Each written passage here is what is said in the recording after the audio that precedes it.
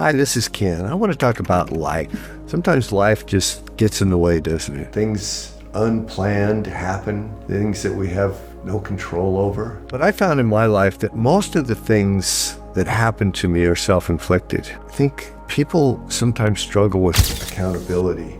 And I can tell you this, life will be very, very difficult until you learn to be accountable for your actions. If you're a victim, you're not going to grow. You just have to take accountability. So that's just a tip. What I want to talk about today are the unplanned things that happen. I want to give you two examples. I opened my business in 1986, a construction supply business. We're going along for 20 years. Things are great. We have our ups and downs, but mostly it's up, and the downs are pretty small. And we're growing, and the business to this point was probably worth a couple $1 million, maybe 2.5. And then in 2007, the end of 2007, the bottom dropped out. My business went from 2005, 6, 7, we were doing about 12 million in sales. And in 2008, it dropped down to 4 million. All of the property we owned, except for one, went upside down. We had no value in our personal lives. Our business had no value anymore because it was losing money. The first 6 months, I lost $500,000. It was devastating. It was something that I had worried about for 20 years, and when it hit, it was much worse than I even thought. I'd go home at night, I was so depressed, man, it was hard. It was difficult. I had to go back to work. I was partly retired. I had to go back to work. I had to let a lot of people go that were key employees. We had to cut wages. We did everything we could to survive, and we survived, but it was difficult. During that time, I had a bank loan, a line of credit, and the bank was struggling with that. They came to me and said, Ken, you got a problem with this bank loan. I was out of compliance with my loan. And so the loan officer would come in and say, Ken, you got to fix this. And I've said, I'm working on it. Finally, one day he said to me, you know what, they're going to take this away from me and they're going to give it to Ann. He said, you don't want to deal with Ann. And I said, no, I don't want to deal with her. But it happened. It was like going to the principal. He said, okay, you got to go see Ann. And so I went and saw Ann. Ann and I had no problems. And the reason is because when I sat down at her desk, I said, this is my problem. I've made mistakes to put me in this position, and I'm going to fix these mistakes to get me out of the position. And she was absolutely fine with that. And the reason is I bet you I was the only person she ever met with who took accountability for it. I had nothing to do with the recession. I couldn't have controlled that, but I had control over what I did preparing for it. Let me give you this example. When it hit, I went to my secretary, Jill. I said, Jill, I need a list of all of our short-term debt. How much money do we owe on all this equipment that we've been buying to feed this growth of this business? She brought it to me. It was 3 pages long. It was $500,000. We were paying $25,000 a month just in interest on those loans. And okay, I said, we got to do this. So we used the Dave Ramsey system. Now, if you aren't familiar with Dave Ramsey, you should be. You need to know what this guy is teaching because it's valuable information.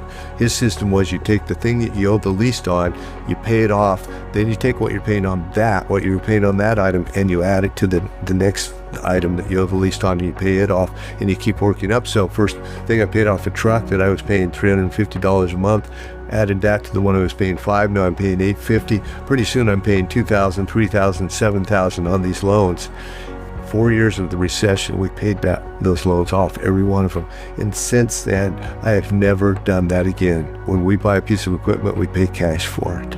We don't do it on time. So though I had no control over the recession, I did have control over how I bought that equipment, put myself in that position. Now, when there's a downturn, no problem, because we don't owe anybody any money. So you learn from those experiences and you take accountability for it. Then you can move forward. And the business is stronger than it's ever been. We lived through it. It's stronger than it's ever been. So take that accountability. Here's the second story I want to share with you. I want to tell you about my friend Tim. I was about 14 years old when I met Tim. He was 5 years older than I was. I was friends with his brother, who was my age. Tim and I have stayed friends over the years. For 50 years, we've been friends. 55 years. I talk to him about once a month. Tim's an interesting person, very talented. When I met him, he was an artist. He had a scholarship to go to an art school in San Francisco, and he was a very good artist. When he was in his late teens, he started to have eye problems, and he started to lose his sight. Painting became more difficult for him, so he decided he would go into construction. His dad was in building, and he learned from his dad, so he started building homes. So he did that for a number of years. But it's eventually his eyes got so bad he couldn't do that either. But in the interim, he made enough money that he bought properties for rentals. And to this day, he still owns those properties, probably 20 of them.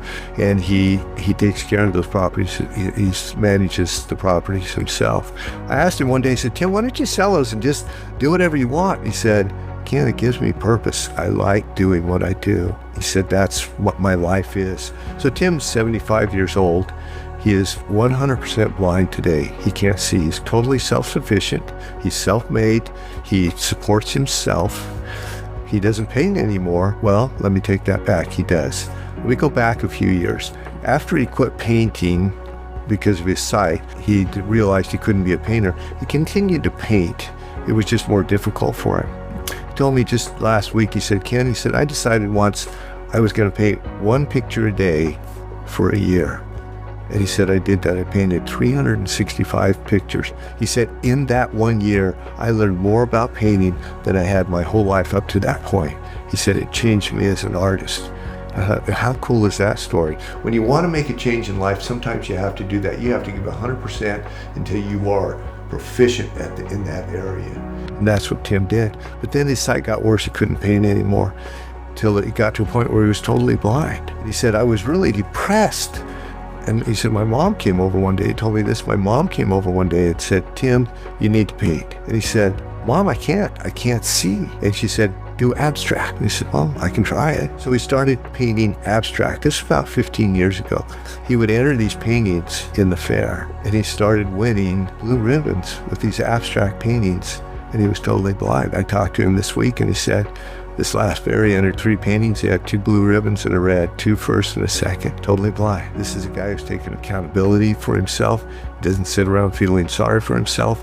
Life is much more difficult for him than most people, but he takes care of it. If my friend Tim, who is blind, can do what he does, then we have no excuses. Let's just go out and do it. Make it happen. Take accountability for your life. Don't let it happen to you. Create your life. Make it happen. I hope to see you next week. This is what I believe. We must be accountable for our lives. We have to take control and quit letting things happen to us. Make it happen. You are 100% in control of who you are and who you become. Not just in finances and fitness, but relationships, in your spirituality, in every aspect of your life, in your job. Be the very best that you can. Be accountable and work always to improve and be better. This is what I teach in everything that I do. So please follow us. If this resonates with you and you like it, I'm going to continue to teach these principles. Just click on the link below and follow us.